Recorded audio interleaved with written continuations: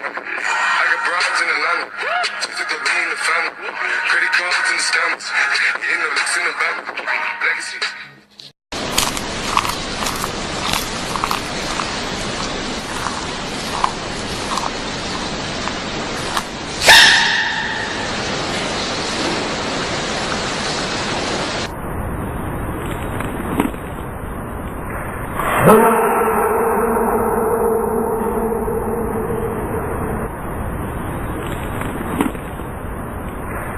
Huh?